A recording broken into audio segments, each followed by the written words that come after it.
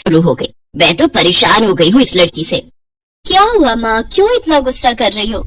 गुस्सा न करूँ तो क्या करूँ? हाँ, कब से आवाज लगा रही हूँ लेकिन इन मैडम को एक बार में सुनाई कहाँ देता है।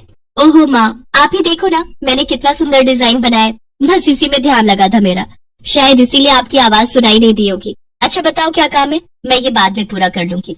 कुछ काम नहीं, खाने की थाली कब से लगा कर रखी है, अब महारानी को फुर्सत मिल गई हो तो चलकर खा लो। अच्छा खाना खाना है, अब आप शुरू करो, मैं बस 2 मिनट में आऊँ। हाँ हाँ पता है तेरे 2 मिनट। इतना कहकर हिना की माँ सुमित्रा गुस्से में वहाँ से चली गई और फिर खाने की मेज पर। अरे क्या हो गया, इतने गुस्से में क्यों हो भाग्यवान?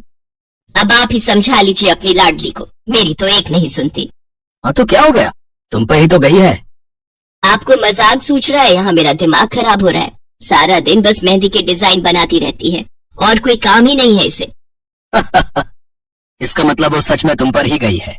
तुम्हें भी तो मेहंदी लगाने का बड़ा शौक था ना इस उम्र में? हाँ, पर मैं घर का सारा कामकाज निपटाने के बाद ये सब करती थी।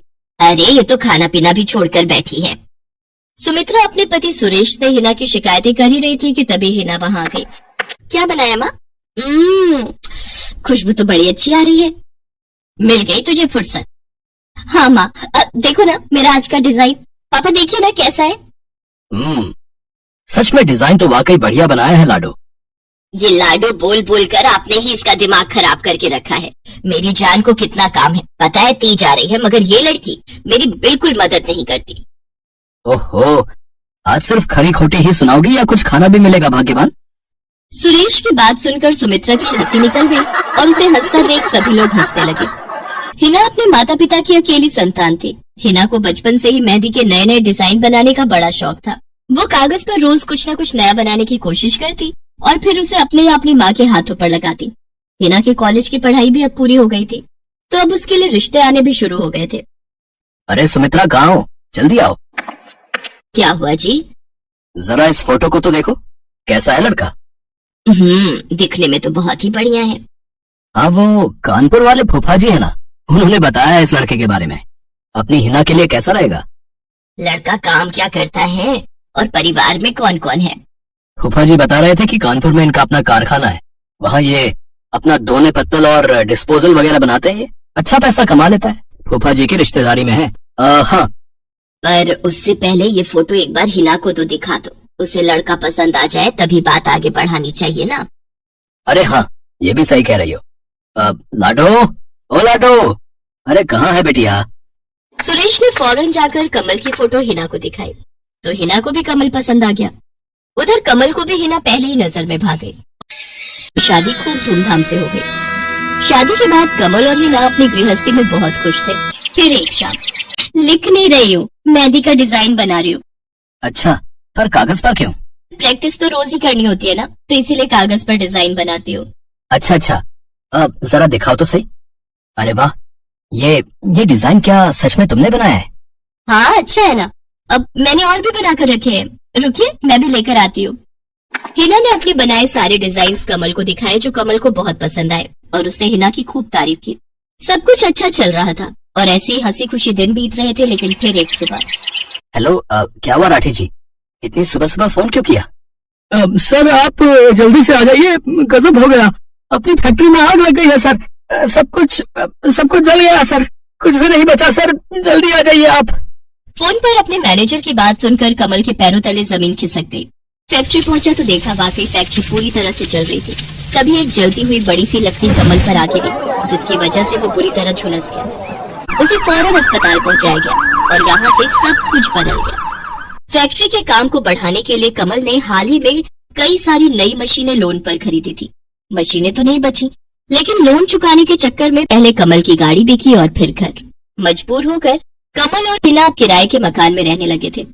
फिलहाल कमल की हालत ऐसी नहीं थी कि वो कोई और काम कर सके। ऐसे में हिना ने घर चलाने का जिम्मा उठाया और वो घर घर जाकर औरतों के हाथों पर मेहंदी लगाने लगी।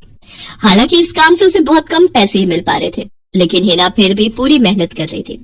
क्या से क्या हो गया ना हिना, मैं किसी काम का नहीं रहा, हम बर्बाद हो गए। मैंने कहा था तुम्हें रानी बनाकर रखूंगा, मगर मेरे रहते हुए भी तुम्हें कितना संघर्ष करना पड़ रहा है। ऐसा क्यों कह रहे हैं आप बिल्कुल चिंता मत कीजिए, देखना धीरे धीरे सब ठीक हो जाएगा। हिना चाहती थी कि वो अपना एक पार्लर खोले, लेकिन फिलहाल ये मुमकिन नहीं था। मेहंदी लगाने का काम भी सीजन पर ही मिल पाता था, तो अब दिक्कत खाने पीने की भी होने लगी। ऐसे में हिना ने एक सेठ के घर मेड का काम करना शुरू। सुन, तुझे कोई मेहंदी वाली पता है क्या?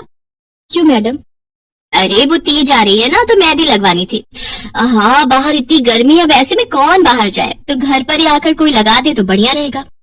अब हाँ मैडम, मैं बहुत अच्छी मेहंदी लगाती हूँ, आप मुझसे लगवा लो। ना ना ना, अगर खराब कर दी तो?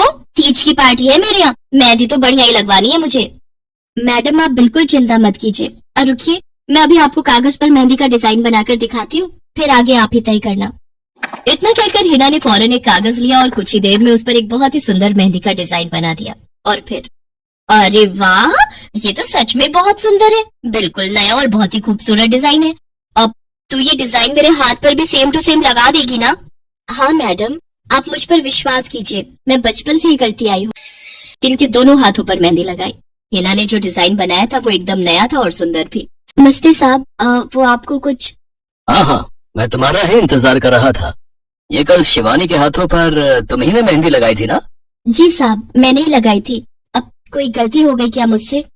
नहीं, ऐसी कोई बात नहीं है। बस ये जानना था तुमसे कि मेहंदी का वो डिजाइन कहाँ से देखकर लगाया तुमने?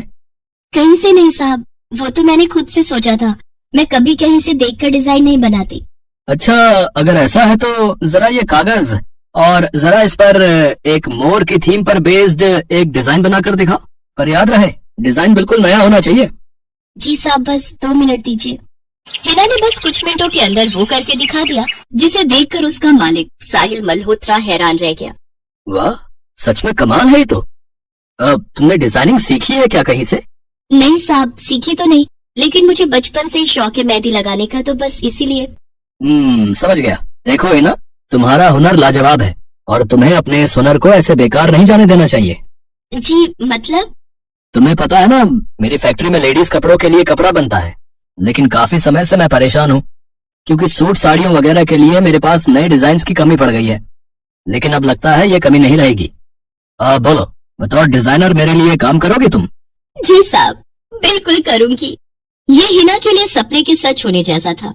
अब वो काम वाली बाई से एक डिजाइनर बन गई। वो साहिल की फैक्ट्री में बनने वाले कपड़ों के लिए हर रोज नए नए डिजाइन बनाने लगी और इसके बाद साहिल के फैक्ट्री में बनने वाले कपड़े की डिमांड काफी बढ़ गई और इसके चलते हिना को भी उसके काम की बढ़िया सैलरी मिलने लगी। हिना अब अपनी कमाई से न सिर्फ अपना घर खर्च चलाने लगी, बल्कि उसने शहर के बढ़िया डॉक्टर से कमल का इलाज भी कराया, जिससे कमल बहुत जल्दी ठीक हो गया और उसने भी काम करना शुरू कर दिया। पर इस सब में पूरा 1 साल बीत गया और एक बार फिर से तीज का त्योहार आया। देखिए तो कैसी लग रही हूँ मैं? बिल्कुल चांद जैसी लग रही हो। हिना ने नई हरे रंग की साड़ी पहनी हुई थी जो उसने खुद डिजाइन की थी और वाकई वो उसमें बहुत ही सुंदर लग रही थी। हिना, तुम सच में बहुत बहादुर हो। मैं तो उस हादसे के बाद उठकर खड़ा ही नहीं हो पाता, लेकिन तुमने सब कुछ ठीक कर दिया। तीज का ये त्योहार ही इसलिए है जी, मैं आपको कभी कुछ नहीं होने दूंगी।